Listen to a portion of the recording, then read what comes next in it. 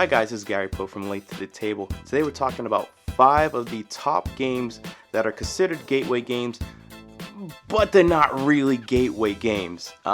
Wait, this is not a top 5 list. Okay, whatever. Okay, so this is the top 4 gateway games that are not really gateway games. Take in consideration this though before you read this list. All of these games I'm telling you about right now, I'm taking this from the perspective of all of these players that are sitting down and playing this game are non-gamers. They don't play games regularly. In their past, they probably played games like Monopoly, Cards Against Humanity. So these are people that don't know about games like Ticket Ride. They don't even know they exist. So take that in consideration. Also, be sure to know that these games are being talked about in a perspective where they're just sitting down, they have no idea how the game's being played, and they're reading a rule book. So take that into consideration. So let's go down the list again. Non-gamers, reading a rule book, no idea about designer game. All they know are Monopoly, Cards Against Humanity. So with that in mind, let's go on with the list. Number 4 is going to be Mysterium.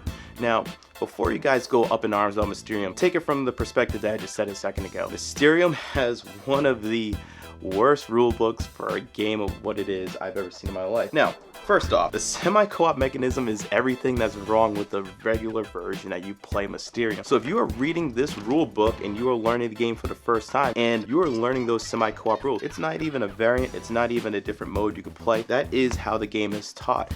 And that takes up almost 3 pages to do. The entire rule book is roughly about 6 pages to 7 pages total. So half of the rules almost in the game are just for that semi-co-op mechanism. I have no problem with semi-co-op games. I love Dead of Winter. I love what else is the semi-co-op game?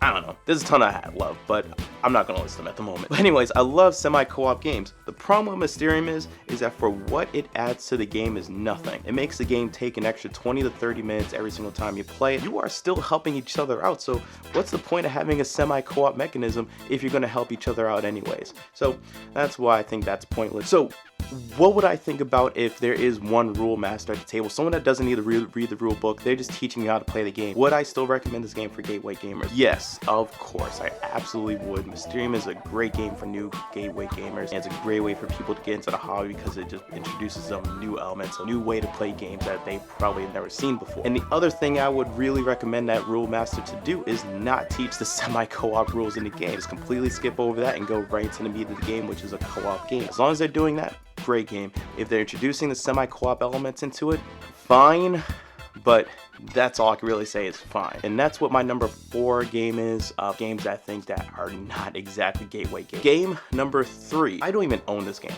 That's how much I don't like this game for any situation, period. But my number 3 game is Zombie Dice. Now, the problem with Zombie Dice is several things. I don't mind dice games at all, but if all you're doing is just rolling a dice and that's literally the entire purpose of the game, there's barely any decision except for if you want to keep going or if you want to stop. I don't consider that much of a game. It's not going to blow people's minds. I'm not going to play Zombie Dice and be like, what other games do you have to show me? I want a game that's going to excite people. I want people to get into the hobby. I want people to check out other stuff. At the end of the day, they're going to look at it and just be like, this is the same kind of thing as Monopoly. This is Monopoly without a board. It's the same thing as playing craps, but without money involved. You might as well just play craps without money. Funny thing is, I don't even know how to play craps.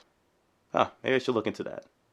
Better than playing Zombie Dice, probably. But anyways, my number 3 game is Zombie Dice. I would not recommend it. 1, because I don't like the game, and 2, it doesn't introduce anything new. It's not going to spark an interest. My number 2 is 7 Wonders. Whenever the game came out, I think it was over a decade ago, it was, without a shadow of a doubt, the best gateway drafting game to play. It was actually one of the only drafting games to play, so why not also have it be the gateway drafting game as well? And it was perfectly fine then. But over the years, there have been games that have replaced it as a gateway game. There's 2 big ones, and that's Sushi Go and Medieval Academy. Sushi Go, you can teach the rules in under 2 minutes. People can start playing, they'll understand everything, they'll understand the scoring, they'll understand how the game works in that 2-minute time, and after a round of playing it, everything just makes sense. They'll play it, they're done in 5 to 10 minutes, and they can move on to the next game or play again. Especially with Sushi Go Party out now, where there's more options, there's more different ways you can play the game. Why not play Sushi Go to have as your gateway drafting game? And that's my biggest biggest concern right there, is that there are better games out there than Seven Wonders. The other big factor in is that Seven Wonders, no matter what kind of person you are, if you are a gamer or a non-gamer, but it's the scoring. The scoring is not the easiest thing with that game. It takes 2 games almost every single time to understand how to play that game, and not under how to play the game, but how to score in that game and what wins you the game essentially,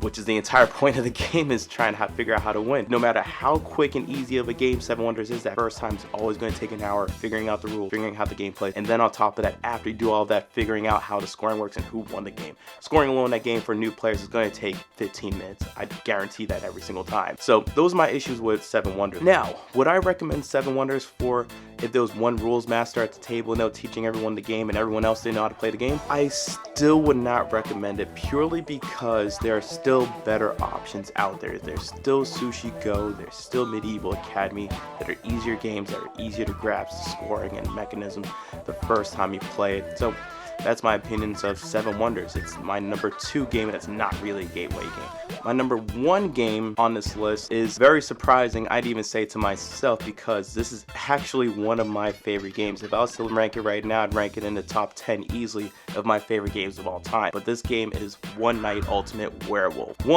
There are several better social deduction games to introduce people into the hobby with. There's Insider. My go-to now is Fake Artists in New York. You can teach anyone that game. I've taught children that game. I've taught parents that game. Everyone loves that game. It's super easy to grasp. One Night Ultimate Werewolf, the problems with that is that you have to play the game several times. And the first couple times, I'd say even the first few times, is going to be met with, it's just awkward silence for the first minute or two, because no one has any idea what to say. No one has any idea of what happened that night. No one knows if they should be lying in this game or if they should be telling the truth or what they should be saying. It's just way too open-ended for new gamers. The whole aspect of talking and discussion in social deduction games is a brand new concept to them. They're used to sitting down playing game Monopoly where they have to roll dice and figure out what to do with their dice roll. The thought of just sitting there talking and that's the game, that's the entire game, is brand new concept. It's something that they're not used to.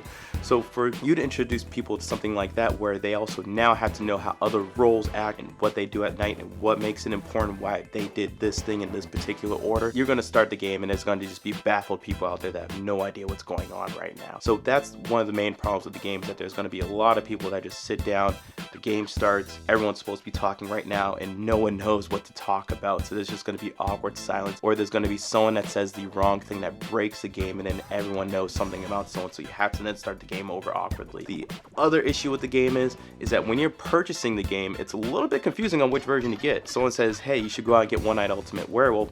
You might go online and type in Werewolf board game, and then it's just like, oh, there's Deluxe Werewolf or Ultimate Edition Werewolf. Is that the version I should be getting? I don't know. Oh, there's also Inquisition. Is that an expansion for a werewolf? I don't know. Oh, there's One Night Ultimate Werewolf. Am I supposed to be getting that? Okay. Now, oh, there's Daybreak. Is Daybreak the first one? Daybreak happens before the night.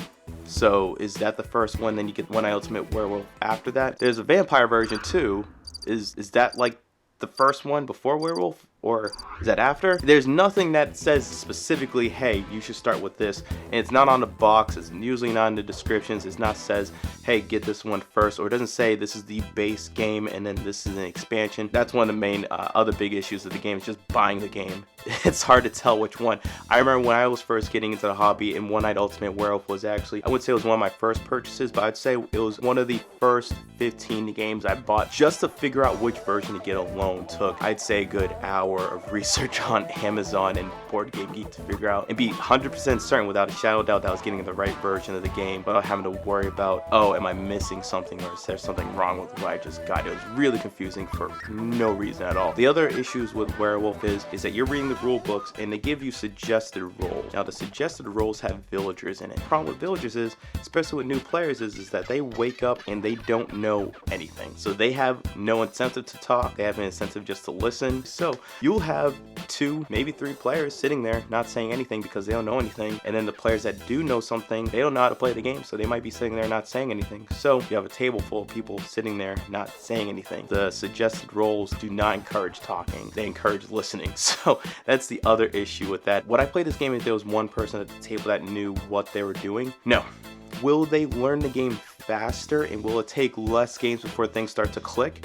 Yeah, of course. The ideal situation I would teach new players how to play this game is if there was several people at the table. Like, let's say for example there's a 6-player game and 4 of the players know what they're doing and there's 2 people that don't. Fine, I'd play it in that situation. The other 2 players can watch everyone else play and eventually pick it up. Now, I'm not saying that they'll figure out the game in one game and then the next game they just got it. I'd say it would still take about maybe 2 games before they really grasp it. But that's my number 1 pick in terms of games in which that don't work as gateway games, in my opinion. Let me know what you think in the comments below. Am I wrong? Am I completely an idiot for thinking that these games are not gateway games? Do you have stories to counteract this? Let me know in the comments. Let me know what your games are that are gateway games that you definitely disagree with yourself. And this is Gary Pope. I'll check you guys next time. This is Late to the Table. See ya.